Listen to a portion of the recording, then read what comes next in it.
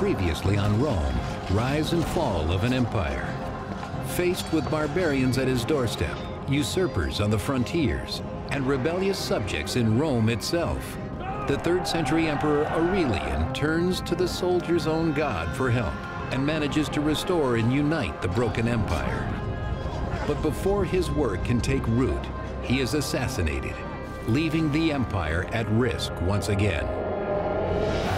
Now, in the troubled days of the late Roman Empire, many rulers vie for power. From this chaos, one man emerges, eliminating his rivals and uniting the empire under the sign of a new god. His name is Constantine, and he will stop at nothing to save a dying empire.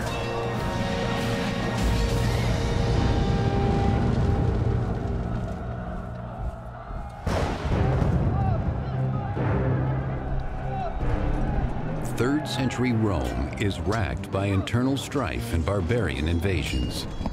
But by 295 AD, a powerful new emperor has emerged as the empire's savior. His name is Diocletian. What Diocletian has chosen to do addresses a number of the concerns and a number of the challenges the empire faced in the 3rd century. One element that Diocletian brings in is a redefinition of the way frontiers were to be defended. Emperor Diocletian creates a mobile imperial army, always available to send reinforcements to the vulnerable frontier. One of his most capable imperial soldiers is Constantine, only 17 years old.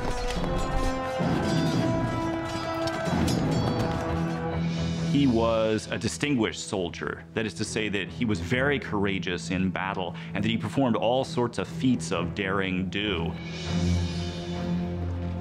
These early signs of greatness in Constantine have not escaped the notice of Emperor Diocletian. Diocletian keeps the young soldier close at hand, claiming a desire to groom Constantine for a position of power within the empire.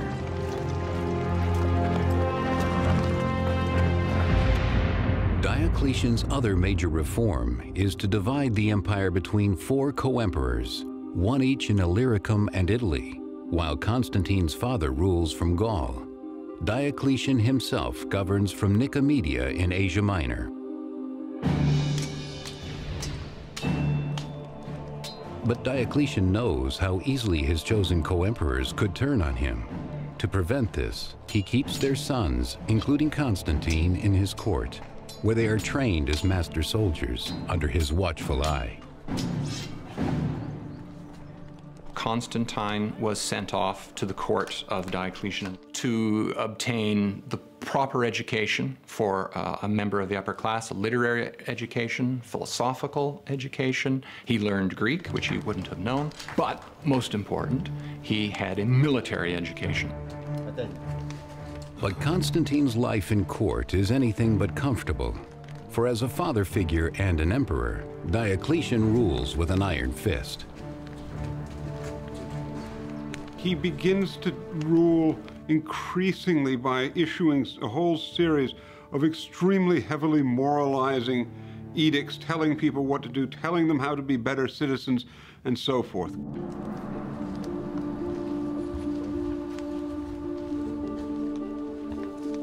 Diocletian insists that everyone at court, including Constantine, make regular sacrifices. For above all, Diocletian believes unity in the empire comes from appeasing Rome's pagan gods.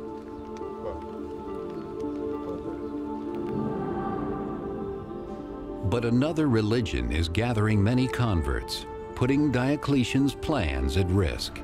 Its followers worship the son of a new god, Jesus Christ. The church had not only grown numerically, but it had also grown quite wealthy. It had come to control large buildings. It was, in many ways, a thriving institution within the Roman Empire. An institution that Diocletian believes is a threat to Rome. He was extremely concerned that the health of the state and the health of Rome itself was tied up with Roman religion, and Christians were a threat to that.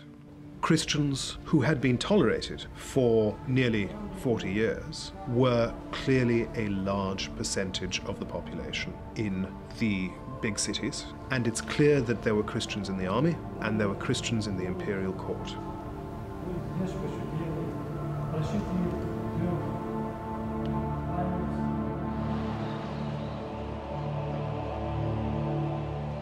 Diocletian begins in his own imperial army, where he requires that all soldiers make sacrifices to the gods of Rome, though many Christians refuse. Diocletian believed that anything that interfered with the cultivation of Rome's protecting gods was a genuine threat to the state and could destroy the state from within. This is the way he looked upon Christians in the army.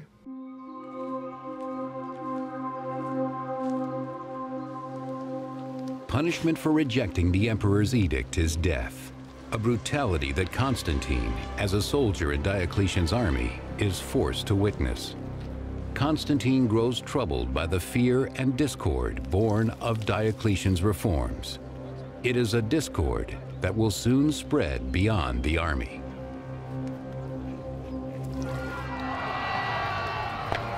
In 303 AD, Emperor Diocletian issues an edict against all Christians that becomes known as the Great Persecution. As soon as the persecution edict was issued, it unleashed what is virtually a culture of administrative cruelty. Roman officials, in carrying out the edict, when they met resistance, were expected to bring the defendants to court and to torture them for evidence and try to force them to officially and publicly give up their Christianity. The Great Persecution marks the beginning of what the Christians call the era of martyrs. Any Christian who proclaims his faith in public is subject to death.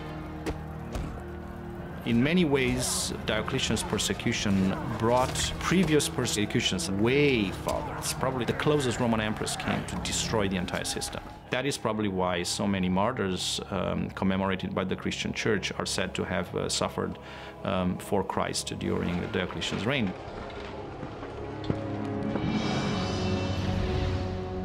Despite his reservations about the persecutions, Constantine must stay on good terms with the man who will likely determine his future.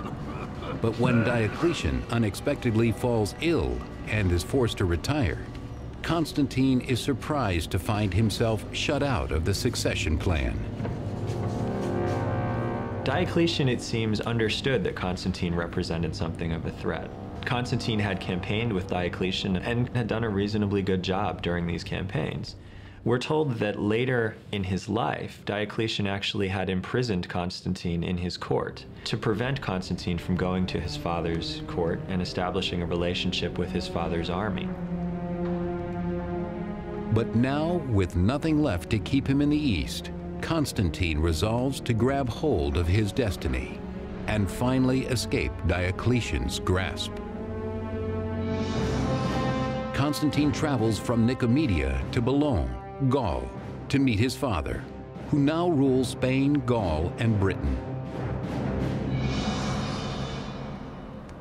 Constantine's father, Emperor Constantius, is by now old, unwell, and troubled by the extended absence of a son he longs for.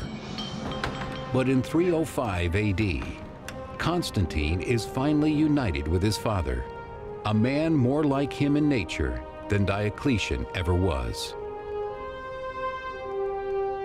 Constantius, as far as we can tell in the West, was a good deal more relaxed in his approach to government, and he certainly found that it was quite possible to ignore some of the things that Diocletian told him to do.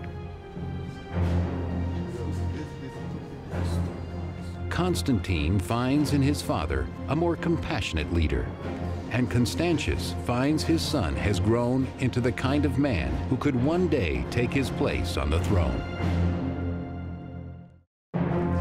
When Emperor Diocletian retires in 305 AD, Constantine is finally released from his controlling grip and free to join his aging father Constantius in the West. One of Rome's 4 co-emperors, Constantius rules over Spain, Gaul, and Britain, now threatened by barbarian Picts. In 305 AD, he and Constantine travel from Boulogne to Britain to put down the rebellion.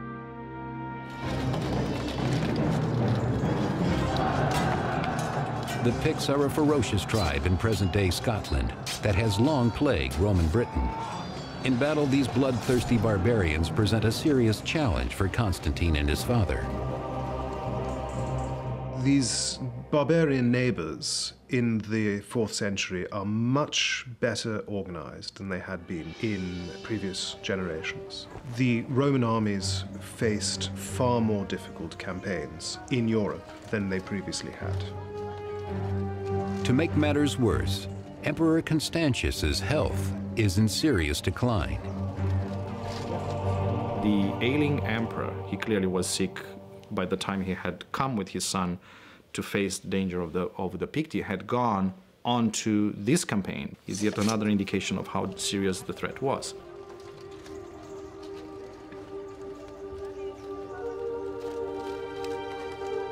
With Constantius's health in question, it is up to Constantine to lead his father's troops and secure their allegiance in battle.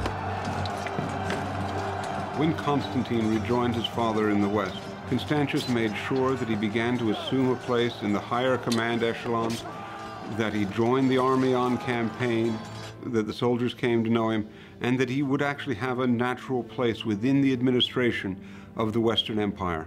This had always been Constantius's hope for him.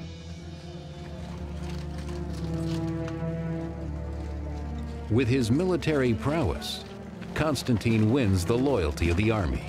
But the victory cannot save his father's life. In the end, Constantine will lose the father he has only just come to know.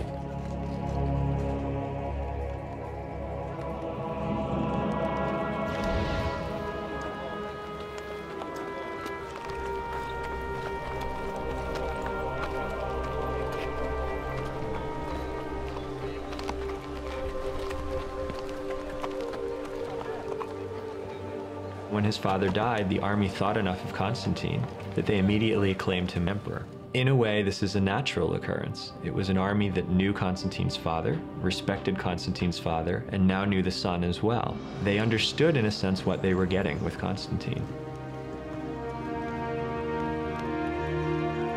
In an empire where the death of a ruler too frequently leads to violent coups and ambitious plays for power, Constantine's succession is smooth and bloodless.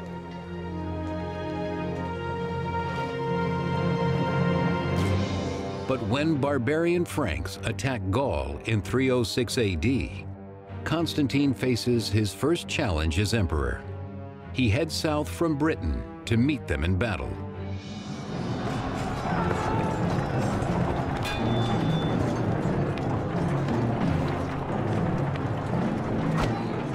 The Franks clearly understood the death of Constantius was an opportunity, and an opportunity that they could take advantage of. Constantine, though, demonstrated a great capacity as a commander and beat back this initial incursion. As a new emperor, Constantine wastes no time proving his worth. The emperor was expected to be in personal command of the army and was very often expected to be in command in the front rank. Constantine seems himself to have been a very capable frontline soldier. He's often seen to be leading cavalry charges in his battle. He's a very able tactician. He is also wise and knows that to establish his power, he must win the trust of the populace as well. The captured Frankish leaders provide the perfect opportunity to do just that.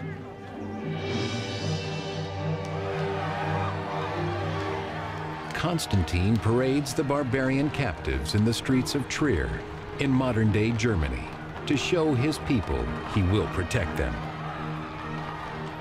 Constantine's well aware that the primary objective of any emperor at this point, if he wants to gain and hold power, is to fight with barbarians. So Constantine does this in grand fashion. Constantine undertakes campaigns against the Franks, and we have evidence that he captured a couple of Frankish kings, whom he then put on display in the arena for the delight of the Gallic masses. Ultimately, the barbarians will be thrown to the beasts, sending a clear message that Constantine will not tolerate those who threaten the Roman Empire. But in 306 AD, the empire is threatened from within when a usurper named Maxentius seizes power in Rome, declaring himself emperor and taking control of most of Italy and North Africa. The usurper Maxentius wins support by promising to cut taxes and provide free grain to the people of Rome. Like Constantine, he is the son of a former co-emperor. Constantine was proclaimed emperor by the troops in July of 306, and Maxentius, who's sitting in Rome, is thinking, well, he's emperor, I want to be emperor too. And so what happens is at the end of 306, he's proclaimed emperor. But unlike Constantine's, Maxentius's claim to the throne is not legitimate.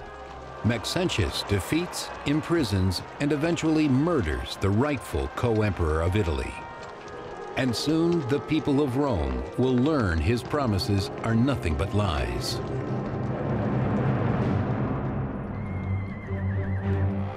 In 311 AD, the Romans revolt when the free grain and tax cuts are only offered to the wealthy. Ordinary citizens must steal what they can to survive. Maxentius is not a popular leader. He was a particularly ruthless leader. He put down revolts very bloodily. There were rumors going around that he was seducing senators' daughters. There were problems with the grain supply. He was taxing people, which they'd never been taxed before in Italy. The desperate uprising of Rome's oppressed masses offers an unexpected opportunity for Constantine.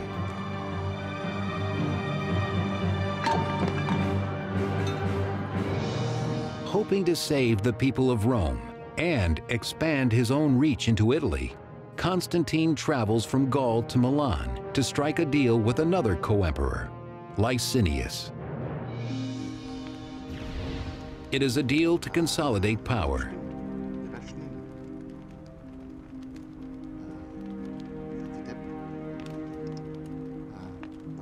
To seal their alliance, Licinius is betrothed to Constantine's sister.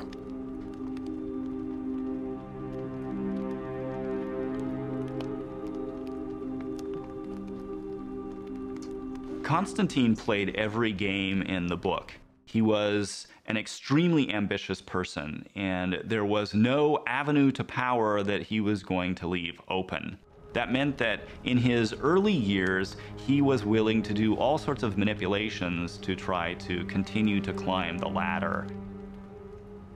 Together, Licinius and Constantine trick their co-emperors in the East into believing their intentions are only to oust Maxentius. Constantine looks to take advantage of the situation and starts calling Maxentius an illegitimate emperor and a usurper. Constantine and his supporters justify an invasion against Maxentius as a necessary removal of a tyrant from the city of Rome. But once Rome is secure, Constantine and Licinius will set their sights on seizing control of the entire empire. In 306 AD, when the usurper Maxentius seizes power in Rome, Constantine strikes an alliance with his equally ambitious co-emperor Licinius to destroy Maxentius and divide the empire between them. While Licinius is occupied with defending the empire's northern border from barbarian invaders, Constantine marches on Rome, laying siege to the imperial city where Maxentius hides.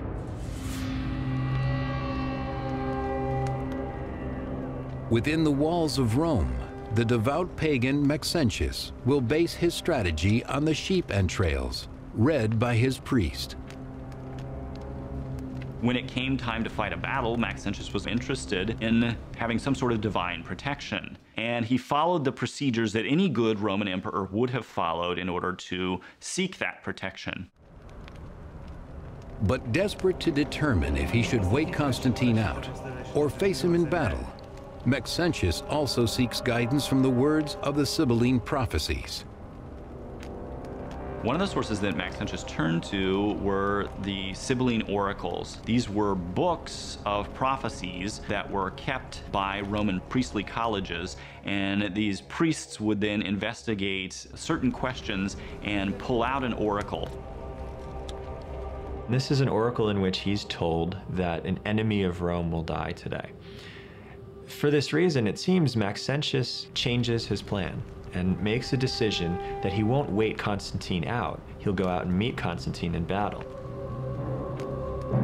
Assuming that Constantine is the enemy of Rome referred to by the oracle, Maxentius prepares his army for war.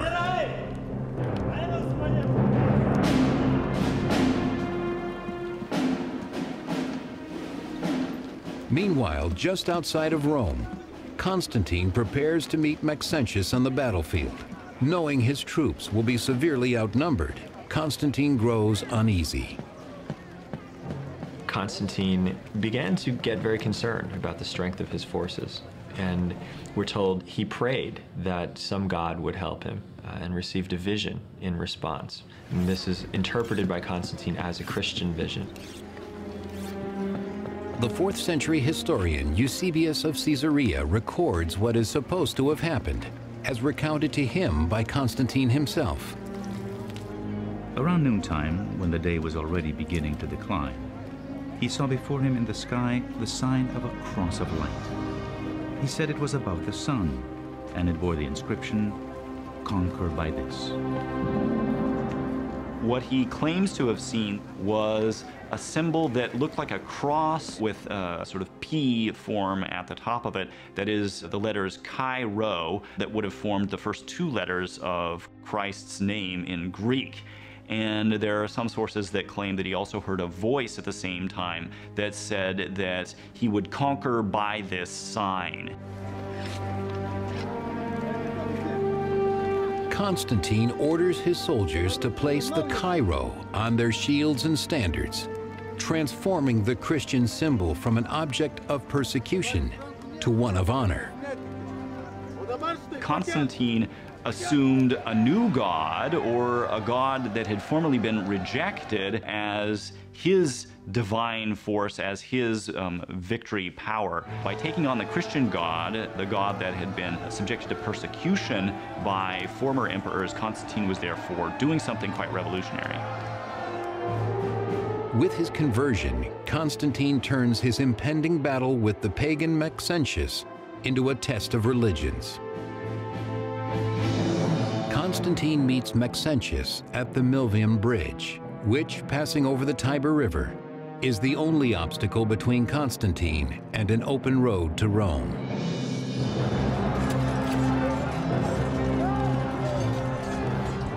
Though grossly outnumbered by Maxentius, Constantine and his army, now marked by the Christian Chi Rho, ride into battle with courage. The Battle of Milvian Bridge is a significant battle. The forces are arrayed against each other, and despite a numerical advantage, Maxentius's forces are pushed back by Constantine towards the river.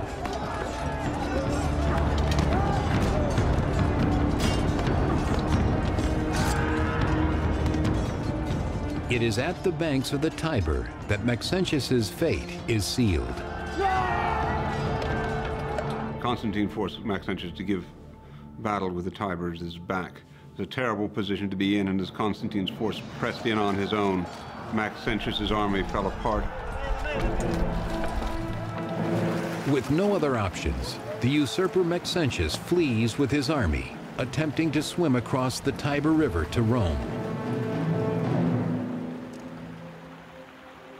But Maxentius, with his heavy armor weighing him down, does not survive the swim. Days later, his bloated and deformed body is pulled from the Tiber, final proof that the usurper's regime has fallen. Constantine has won a significant victory at Milvian Bridge that eliminates the opposition of Maxentius, and even more significantly, gives Constantine control of a full half of the empire, including the wealthy province of Italy. Maxentius's fate is a powerful reminder of Constantine's strength and of what befalls those who dare to oppose him.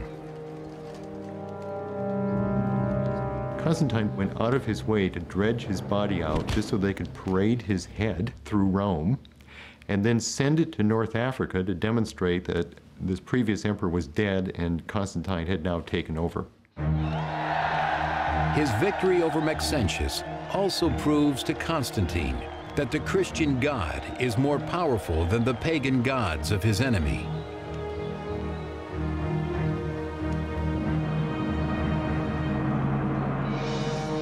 With the defeat of Maxentius, all of the Western Empire belongs to Constantine. As agreed, he leaves the East for Licinius to take.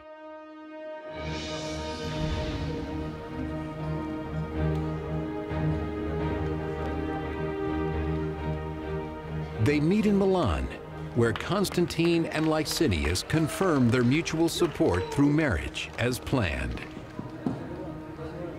Constantine decides to bind himself to Licinius, or bind Licinius to his cause. He takes one of his half-sisters, Constantia, and marries her to Licinius, who recognizes that this is the natural way of making an alliance.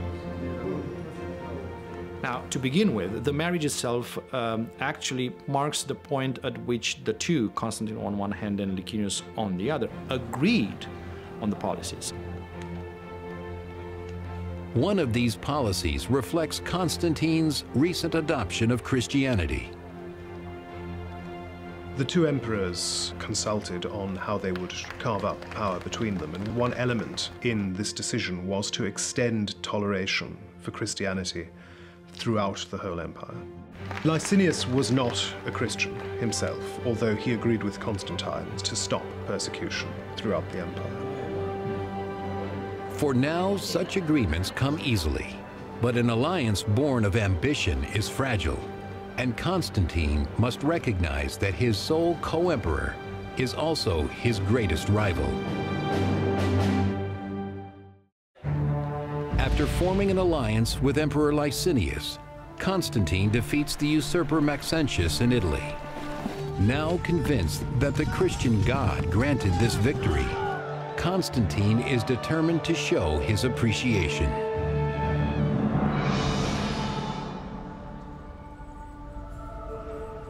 For the first time in 10 years, Christians throughout the empire are able to worship freely, and for the first time ever, their faith is shared by the emperor. Constantine had converted to Christianity. He had embraced quite seriously the task of defending the Christian church. His family, including his son and heir, Crispus, converts as well. Constantine not only extended toleration to the Christian church, but in the territory he controlled, he favored Christians very thoroughly.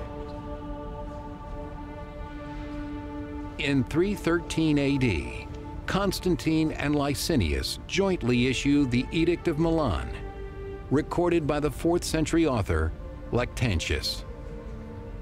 We grant both to Christians and to everyone freedom to follow whatever religion they want to, so whatever divinity there is in heaven may be appeased and made favorable to us and to all who are set under our power.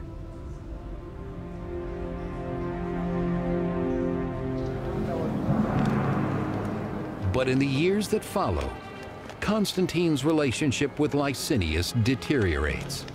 As Licinius battles his way to dominance in the East, his hunger for power grows. So Licinius goes off and does his own thing, as it were, in the East, but Constantine doesn't trust him, and there are growing tensions between the two. After 9 years of shared rule, both emperors covet control over the entire empire. It is a rivalry that will quickly drive Rome towards civil war. In the East, Christians soon bear the brunt of the growing conflict. As supporters of the Christian Emperor Constantine, they are now Licinius's greatest threat. They pay a heavy price.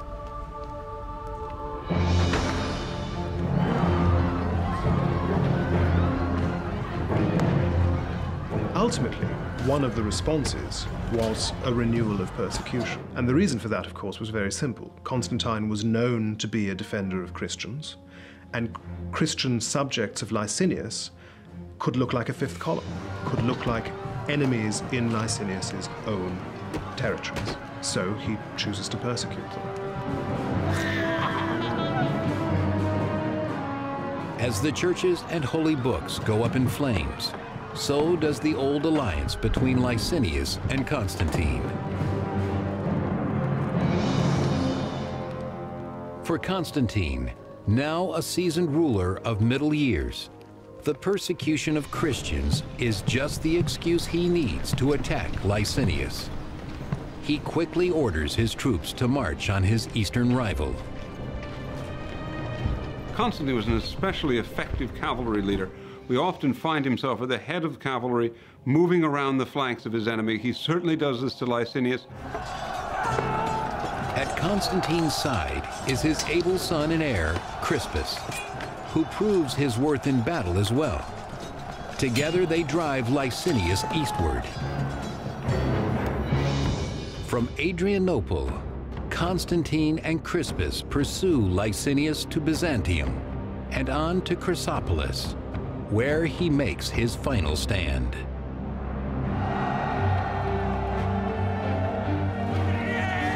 There, in 324 AD, with the entire empire at stake, Constantine and Crispus face Licinius side by side. Crispus inherited his father's ability on the battlefield. Crispus was another military genius. Without Crispus's help, the success against Licinius may never have happened. Constantine and Crispus annihilate Licinius's army, fighting once more under the banner of the Christian God. The Battle of Chrysopolis was really over before it began. Constantine was able to bring his own troops into the territory of Licinius without any kind of effective resistance. His own army had been victorious now easily in several battles. Licinius's own confidence seems to have been minimal. And in the final battle, their victory wins Constantine's sole rulership of the entire empire. Eusebius, Bishop of Caesarea. The eastern regions were united with those of the west, and the whole body of the Roman Empire was graced by a single and supreme ruler. Imprisoned in Nicomedia, Licinius will face a brutal punishment. The only witness is his beloved wife, the sister of Constantine. His relationship with Licinius is interesting. Licinius is technically, remember, his brother-in-law. Licinius's wife pleads for mercy for her husband. For a while, Constantine seems to grant that sort of clemency. They share a meal. Licinius is sent into exile. Then he's executed. Despite his wife's pleas, Licinius's execution is swift and bloody, making clear that Constantine shows no mercy, even to members of his family.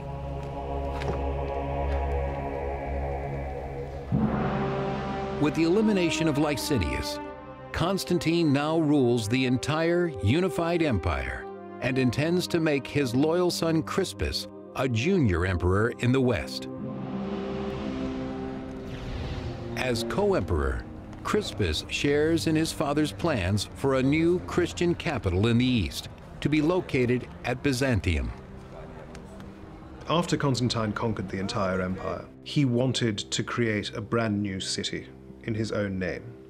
And he did, Constantinople. He chose a strategic location halfway between the most important frontiers, and he deliberately chose to create a new city that would have no association with his pagan predecessors. It was a city that had no rival traditions. It was a Christian city. But even as his greatest dreams come to fruition, trouble brews among those closest to Constantine's heart: his wife Fausta and son Crispus. Crispus was the son of Constantine's first wife. His last three sons were the sons of his second wife, Fausta. And there can't help but have been some kind of tension between the two groups, especially on Fausta's side, because she would clearly want her sons to get what's coming to them, but of course Crispus is in the way. Jealous that Crispus has been granted power in the West, Fausta is determined to secure even greater power for her sons, no matter what the cost. With his son Crispus, Constantine defeats his last rival, Licinius, and finally unites the empire under his new Christian faith. But Constantine's unity is soon threatened as riots break out over religious differences within the Christian church.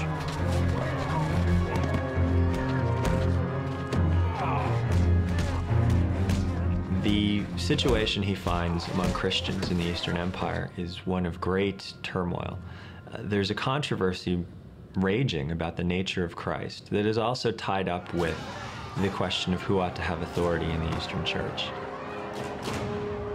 Rival bishops incite mob attacks against other Christians with opposing beliefs. It is a violence not seen since the days of persecution over 20 years earlier.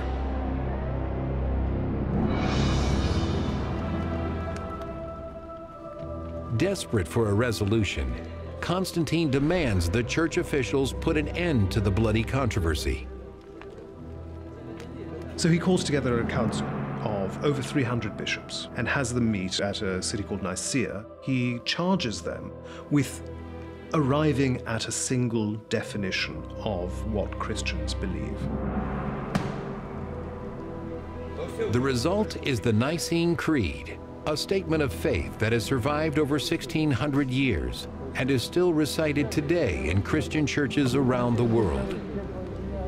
We believe in one God, the Father Almighty, maker of all things visible and invisible, and in one Lord Jesus Christ, the Son of God, the only begotten of the Father.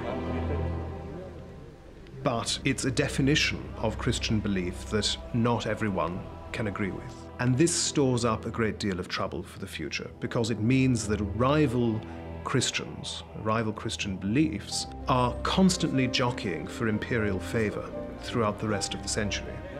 And it means that emperors are regularly distracted from other business of government by trying to manage the rivalries among different Christians and different Christian bishops.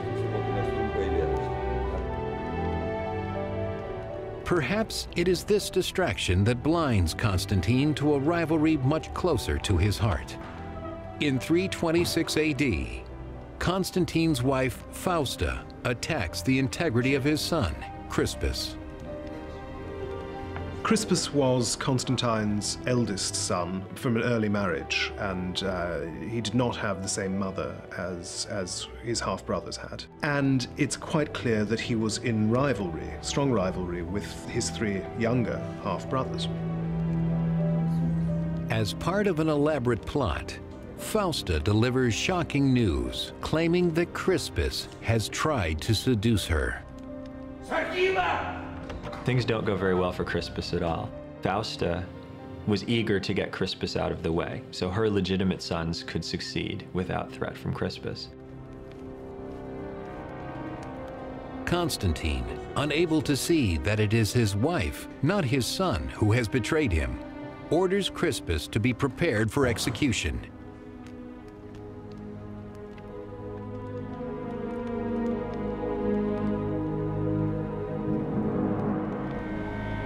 Imprisoned in distant Pola, modern-day Croatia, Crispus insists on his innocence. Though his cries fall on deaf ears, he has an advocate in Constantine's court. Constantine received advice from his own mother, Helena, that perhaps it was Fausta herself who had engineered this little plot, had pretended to be violated or to have been set upon by Crispus in order that she, Fausta, could promote the interests of her own sons. Constantine had certainly acted too hastily and was aware of that. Fausta pays for her treachery with her life. But Constantine's realization comes too late for Crispus. The prison guards have already received their orders to execute the royal son. What exactly happened, we don't know. But it was a terrible blow to the Roman Empire that Crispus was sacrificed on the altar of history. And Constantine is left only with a devastated conscience. As a sort of penance, Constantine spends the last years of his life building churches in Jerusalem, Bethlehem, Constantinople, and Rome. Among the most magnificent of these churches is one built on the site thought to be St. Peter's tomb in Rome, a place of pilgrimage for Christians to this day. It is for his churches that Constantine is better known. That in itself is an indication both of his pro-Christian policies and of the attachment to the Christian faith. Refusing to abandon this faith, despite its ongoing disputes, Constantine directs the construction of the glorious Basilica of St. Peter himself.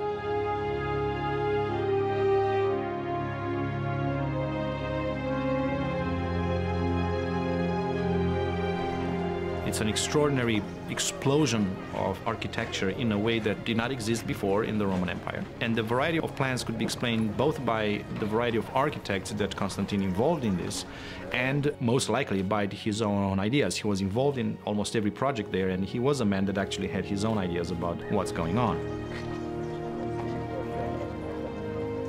Constantine can only hope that this devotion at the end of his life will erase a multitude of sins.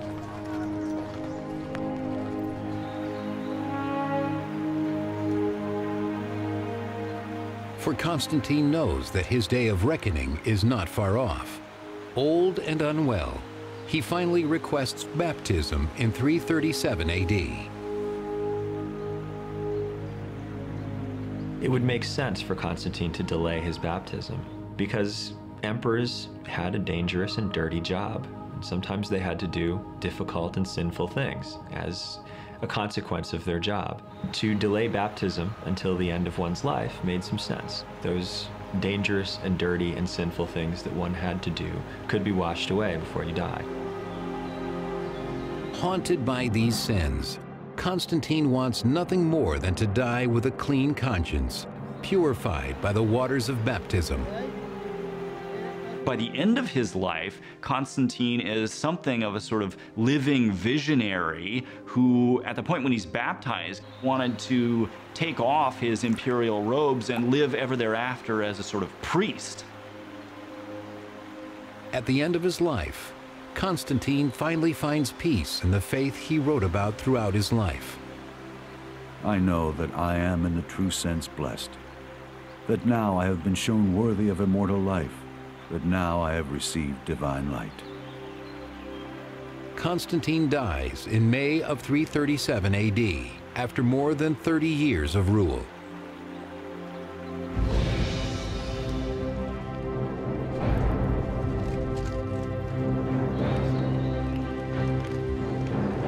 Constantine was tremendously successful as an emperor, tremendously successful as a military leader. This was a man who clawed his way into power using raw ambition, and at every turn he used that same ambition in order to win the day.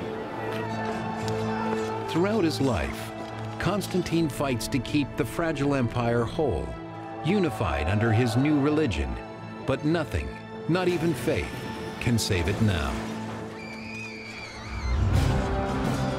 Next on Rome, Rise and Fall of an Empire. In the late 4th century, the Roman Empire is forced to use barbarian mercenaries to defend its borders. But when one barbarian rises to the rank of general, ethnic hatred explodes, threatening to tear the empire apart.